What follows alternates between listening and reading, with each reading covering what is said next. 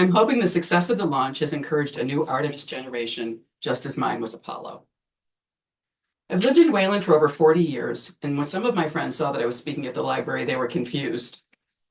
They're too polite to say, "What the heck do you know about anything?" So I thought I would talk about how I got here. Back in the olden days when I was a kid, astronauts were heroes. They would roll out a television in school so that we could watch space launches, and astronauts came home to ticker tape parades. My dad was an aerospace engineer and encouraged my interest. I remember where I was when Neil Armstrong stepped on the moon. Fast forward to 2023, I've spent my career in finance, primarily in startup biotech companies, but I've always been interested in reading, libraries, and education. Occasionally, I would research programs to become a social studies teacher, librarian, or a reading specialist. It always resulted in me just not having enough time until 2023. The kids were grown, and this time when I looked, I found a master's of education from The kids were grown, and this time when I looked, I found a master's of education in library media studies at Salem State. I promise this story all comes together. In one of our first classes, we were asked to review a school library collection. I had just seen a documentary on the Mars rovers and decided to look at that area of the collection. From there, I became interested in space science in the state curriculum and dove into the internet looking for educational resources. That semester, there was a speaker from MIT at this very library talking about an instrument his group had on the Perseverance Mars rover that could create oxygen from the Mars atmosphere.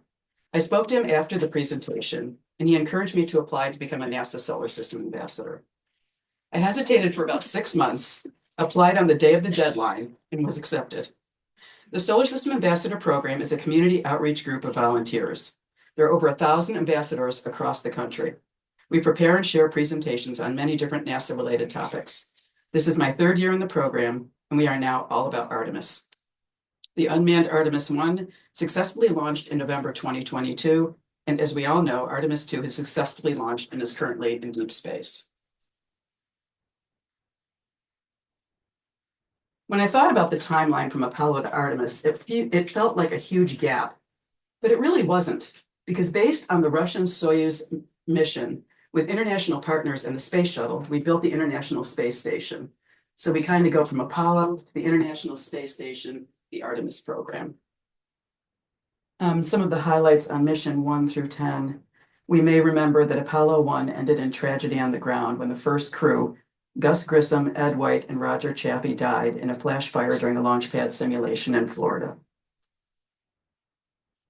Frank Borman, Jim Lovell, and Bill Anders were the first crew to fly atop the powerful Saturn V rocket on Apollo 8, where Bill Anders took the iconic Earthrise photo.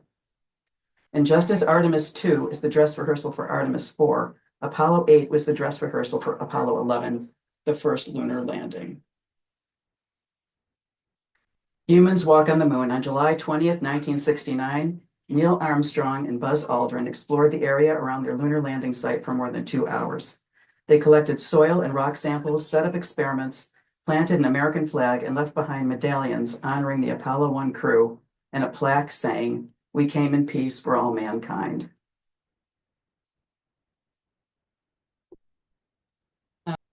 It's truly amazing that we were able to do this with the technology at the time. I mean, when you consider that there's more technology in a cell phone than there was in that Apollo capsule, it is just amazing to me. Post Apollo 11, of course, there is the Apollo 13. If you haven't seen that movie with Tom Hanks, I highly recommend it. Apollo 13 had an explosion crippled the ship, and thanks to the innovative, fast-thinking engineers at Mission Control, the astronauts made it home safely. And some of you may remember that Apollo 15 carried the first moon rover, which I kind of remember that. And then the last Apollo mission was Apollo 17. Apollo 17 launched on December 7th, 1972, and was the last Apollo mission. Astronauts spent 3 days exploring the moon and collected 243 pounds of material.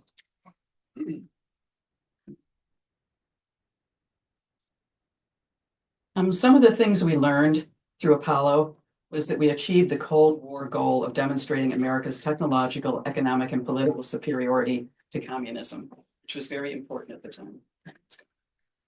I'll yell. Scientific research, ironically, it was impactful Earth science. Photographs of the Earth in different wavelengths of light highlighted things that might not be seen from the ground, like diseased crops or trees. This led to NASA's Landsat program, which has been studying Earth for 45 years. Astronauts brought back more than 800 pounds of rocks. By comparing and contrasting the composition of lunar and terrestrial rocks, the theory that the moon formed from debris blown off the Earth by a collision with a Mars-sized object early in the Earth's $4.5 billion, you can tell I'm a finance person, billion-year history was confirmed. What I found interesting that I didn't know before doing this was that Kennedy envisioned a joint program working with the Soviet Union, but Soviet Premier Nikita Khrushchev turned him down. In 1975, the Apollo-Soyuz test project saw the last Apollo spacecraft dock with the Soviet Soyuz, and their two crews conducted joint operations in orbit, paving the way for the legacy that continues today. So I'd like to do a little bit about the International Space Station, which really has taught us how to live and work in space.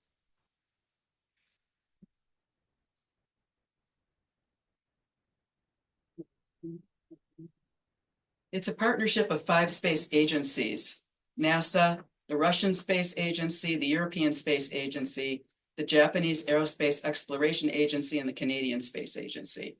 It's larger than a 6-bedroom house. An international crew of 7 people live and work while traveling at a speed of 5 miles a second, orbiting Earth every 90 minutes. To mitigate the loss of muscle and bone mass in the human body and microgravity, astronauts work out at least 2 hours a day. The solar array wingspan is 356 feet, longer than the world's largest passenger airplane. The water recovery system reduces crew dependence on water delivered by cargo spacecraft by 65%, from 1 gallon per day to 1/3 of a gallon. And software monitors 350,000 sensors, ensuring crew health and safety.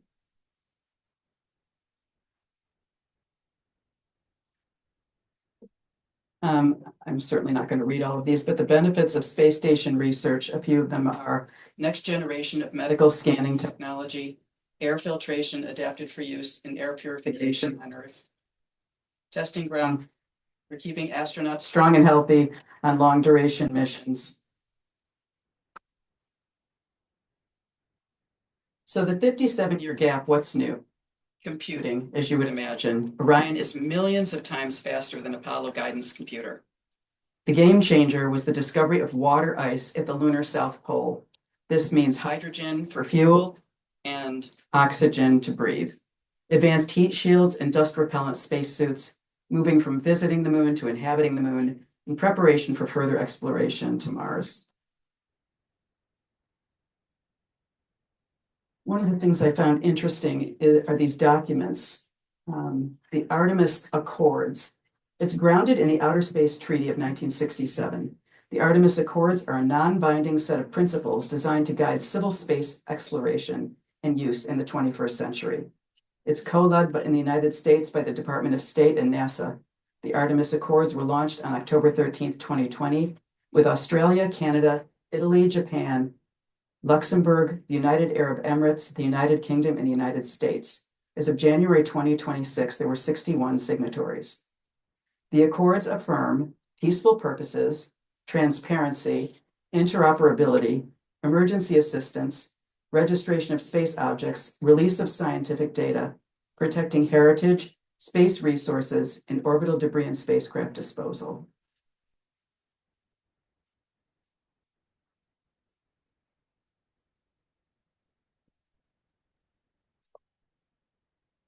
This is the Artemis logo, which I thought was kind of interesting. The crescent is the blue Earth, and it shows missions from our audience's perspective. From Earth we go, and back to Earth all that we learn and develop will return. It visualizes Artemis's bow is the source from which all energy and effort is sent. The tip of the A of Artemis points beyond the moon and signifies our efforts at the moon are not the conclusion, but the preparation for all that lies beyond. The moon is our next destination and a stepping stone for Mars. Her trajectory moves from left to right through the crossbar of the A, opposite that of Apollo, thus highlighting the distinct differences in our return to the moon. The trajectory is red to symbolize our path to Mars. Artemis 1 was launched in 2022, and it was the first of a series of increasingly complex missions.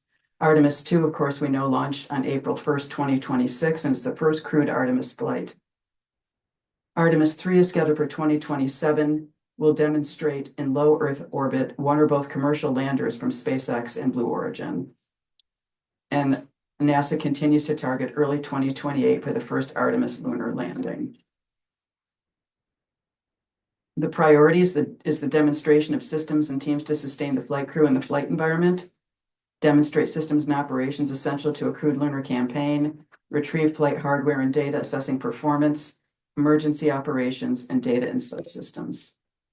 The deep space systems are the Space Launch System, the Orion Space Capsule, and Exploration Ground Systems. The Space Launch System has 8.8 million pounds of thrust, which is 15% more than Saturn V, and it's the only rocket that can send the Orion spacecraft, 4 astronauts, and large cargo directly to the moon in a single launch. Orion has a crew module and a service module and is 50% more habitable than Apollo, hence 4 astronauts instead of 3. The atmosphere is a nitrogen-oxygen mix, which is standard air, versus Apollo, which had pure oxygen. And the heat shield withstands 5,000 degrees during re-entry. Ground systems develop and operate the system and facilities to process and launch rockets. It's helped transform NASA's Kennedy Space Center from a historically government-only launch complex to a spaceport that can handle different kinds of spacecraft and rockets, both government and commercial. So the SLS launched Orion into space. It orbited Earth twice to ensure the systems were working as expected, while still close to home. They performed a manual piloting test in preparation for the Artemis 3 docking and unlocking operations, and assessed the performance of life support systems necessary to breathable air, test communications, and fly beyond GPS range to test the deep space network communications. The crew will turn control back to mission control. Orion will then perform the next propulsion move called the translunar injection burn, where Orion's service module provides the last push needed to get the spacecraft on a 4-day trip around the far side of the moon in a figure 8 that will extend more than 230,000 miles from the Earth before heading home. The crew will continue to evaluate systems, including practicing emergency procedures, testing the radiation shelter, participating in science experiments, and making observations of the moon, which will look about the size of a basketball held at arm's length. On the return leg of the journey, their fuel-efficient trajectory harnesses the Earth-Moon gravity field, ensuring Orion would be pulled back to Earth naturally by Earth's gravity for the free return portion of the mission. I think that's how Apollo 13 got back home, was by using the same trajectory, using Earth's gravity. And I believe that right now, they are actually in Earth, being pulled by Earth's gravity. They were being pulled by the moon's gravity, and I think now it's Earth's gravity. I was watching this right until I left. I thought one thing I didn't know anything about was kind of the deep space network. So I thought, here's a kind of a short video about that. So when I start in a new company and we have new employees, one of the things we ask is we ask for a fun fact. So I thought I would pick out a couple things about each astronaut that's sort of a fun fact. My fun fact about Reed Weissman, who's a 27-year Navy veteran pilot, father, engineer, and Baltimore native, was that his Bachelor of Science is from RPI in Troy. I was thrilled about that. I know people who went to RPI. I grew up about an hour away from there. Obviously, these are all huge underachievers. Just really all very smart and have had a lot of hours in space, except for Jeremy Hansen. Victor Glover was selected an astronaut in 2013 while serving as a legislative fellow in the United States Senate. He also completed 168 days in the ISS and went on 4 spacewalks. His fun fact is that he was the first person in his family to attend college, and he accumulated over 3,500 flight hours in more than 40 aircraft, over 400 carrier-arrested landings, and 24 combat missions.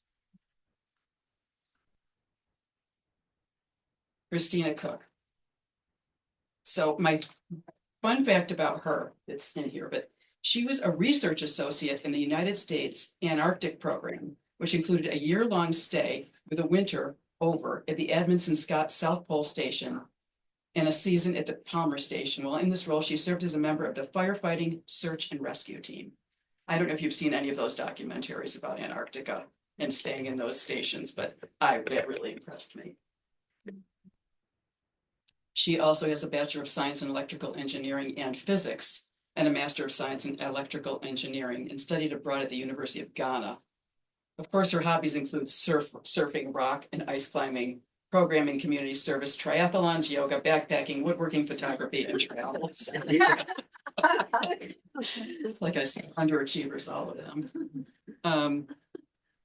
Jeremy Hansen is so proud of being the first Canadian on the moon. He's thrilled about that. He joined the Royal Canadian Air Cadet Squadron at 12 years old. At 16, he earned his Air Cadet glider pilot wings, and at 17, he earned his private pilot license in wings. He attributes the Air Cadets with developing self-discipline and self-confidence.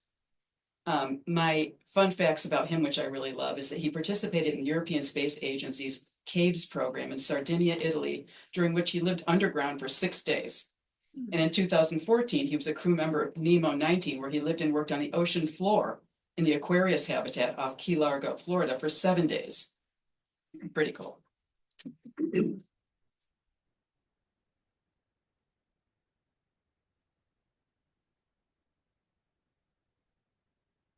And then there is the stowaway.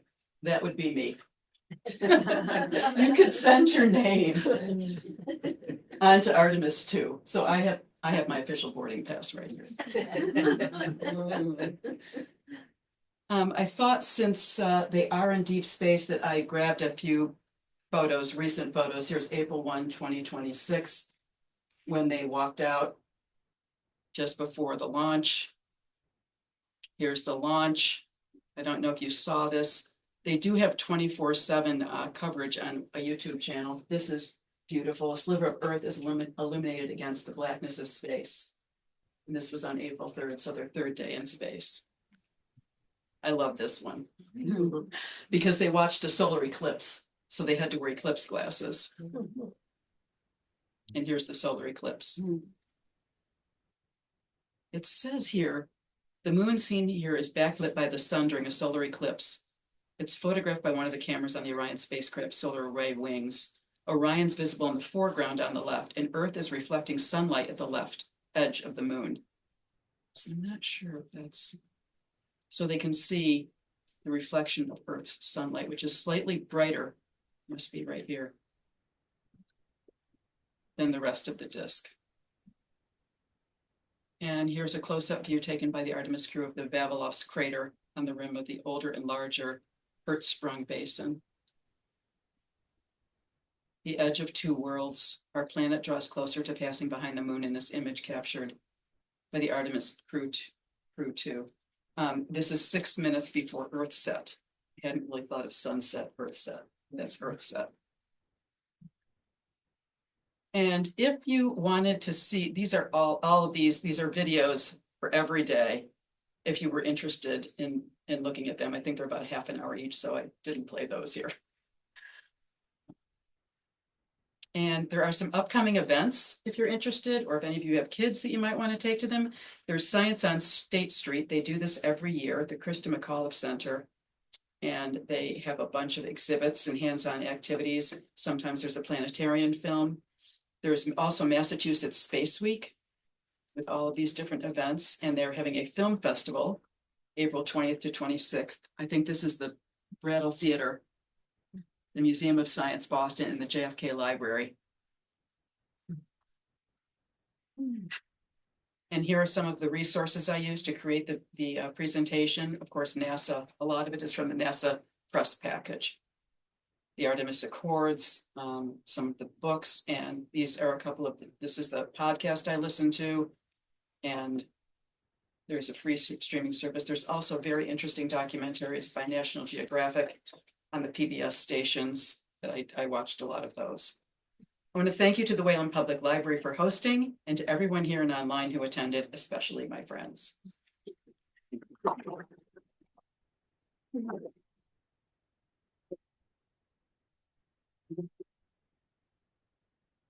I just want to start off the Q&A. I'll have some people speak into the microphone so then it can actually be heard on the Zoom. But does anyone have any questions? No one? No?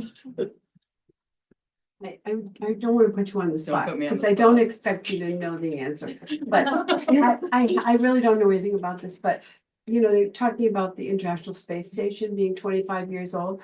And I have heard that it's kind of falling apart. And I'm just wondering, do you know anything about what the plans are? I think Going it's going to forward? be retired in 2030. Will it be replaced? I don't think so. I mean, as far as I know, I think that what's the next plan is for the moon to establish a habitat on the moon. Wow. By that time? I don't think by that time. That's too soon. The shuttle, it took a long time to build it. And I hadn't realized it took, I watched of course, videos on that too. It was, you know, the combination of a lot of different countries and each of them built different parts of the space station. And it would go up on the space shuttle. And they were the ones who would take all the parts up and that they could carry it to the space station. The space station's only 250 miles above Earth. So it's in low Earth orbit. So they can get there in a few hours. But I hear they are going to retire it. Mary, I have a public service announcement from Massachusetts. Maybe you probably know this. My dad's 91. I'll get to the point, like you said. My dad's 91. He was a TW. He was an engineer for TWA. I think some people in here will remember TWA. And he was very into aeronautics and also the space program. He did not know Robert Goddard background. Do people know Robert Goddard from Clark University and started the? So I just thought I'd mention that. There's not a lot of younger people in here, but he was not aware of that. So I told him that this week when we were talking about Artemis.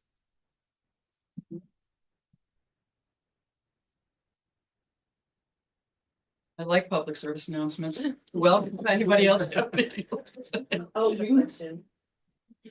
And, you know, Mary, you're not the scientist, but, so how far away from the moon did the Artemis so that they could see pictures and, I want to say it was 4,000 miles is what I want to say. from the moon? I want to say that that's what it was, but I would have to, Yeah. somebody Google that.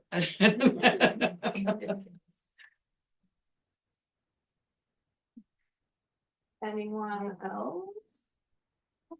Oh, okay.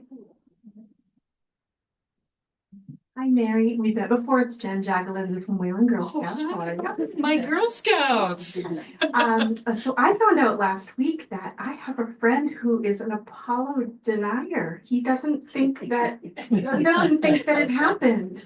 And I'm trying to think all week about like where's a place that I could send him.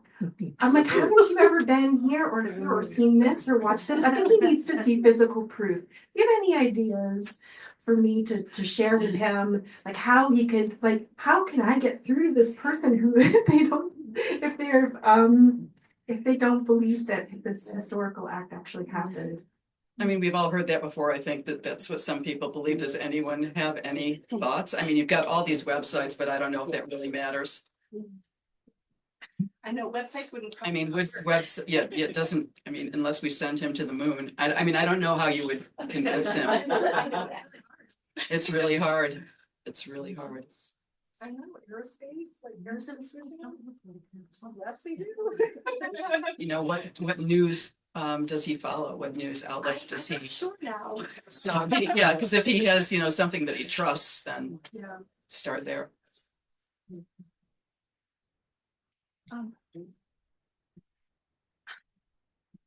I was just wondering, is there any correlation between Artemis in the future with what Elon Musk is doing? Or has his spaceships gone to the moon or just the Mars? I don't. Or do they talk to each other? I believe that they are going to use them in some of the landing ships that they're going to, I mean, they're going to be used in the future. That's what I read. I don't think that Musk's stuff has gone anywhere, has it? Oh, I mean, to the moon? I don't know. No, Oh, I I'm don't sorry. think so. thought he went to Mars. He has not gone to Mars. Oh, sorry. Okay. No, he has not gone to Mars. No person has gone to Mars. Oh. Hi, Mary. Beth, When I was looking at the astronauts going onto Orion, I thought of their bravery, and I appreciate your bravery. Thank you.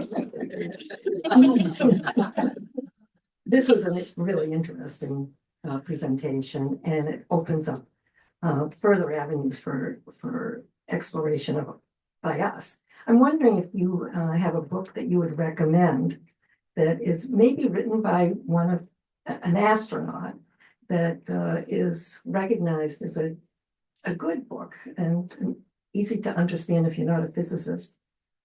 I actually didn't read books about it. I did a lot of other media. So there's a lot of podcasts. There are a lot of documentaries, a lot of YouTube videos, and the NASA website, the JPL, the Jet Propulsion Lab website. So that's where I've really focused my research. It's Thank you. easier than reading a book. I mean, I think The Right Stuff is a good book from what I've heard. I don't know, has anyone read that here? The Right Stuff? What did you think, Carl? Long time ago, but Yeah. I thought it was a good book. Yeah. An Astronaut's Guide to Living on Earth. Chris Hansen. Yes. It's an awesome book. There you go. Are the slides something that we could send to people Yes, who, if so people for are anybody who interested. registered, I can send out a copy of her slides, because I have your emails. The registration thing, so, and then I guess if I don't have your email, if you wanna come and talk to me and give me your email, I can add you to that list, because I think there might be people here that didn't sign up, but if any other questions, or do you have any final words? Everyone, you do? Okay. Nothing hard. What are your responsibilities being an And NASA Solar ambassador? System Ambassador. It's interesting. You're kind of a little bit out there on your own. You have, there's some training that you had to go through. You had to do like some Zoom meetings. I think there were about 4 Zoom meetings on different types of, not representing that I'm like that I'm employed by NASA. This is a completely voluntary thing. There were, and media, not taking pictures of people's faces, things like that. We had a lot of training. And in order to maintain your membership, you're supposed to do presentations or events 4 times a year. Most of the time I do those at events where I would have a table and I have some, it's mostly for children, and I have stickers and, different hands-on activities. We've made paper rockets. We made straw rockets. We did constellations. I did go to the Girl Scout overnight. It was kind of fun. Because it was Girl Scouts, I showed them all the books that Sally Ride wrote, all the children's books, and I read part of that. And we did make the straw rockets with them. We're going to do paper rockets with the Boy Scouts, and I think I'm going to have them do a name tag and binary code. Do we get a sticker? I thought about bringing them, Carl. I will drop some off at your house. All right, I think that about wraps it up. Thank you all for coming out. And if you don't already know, there are great presenters.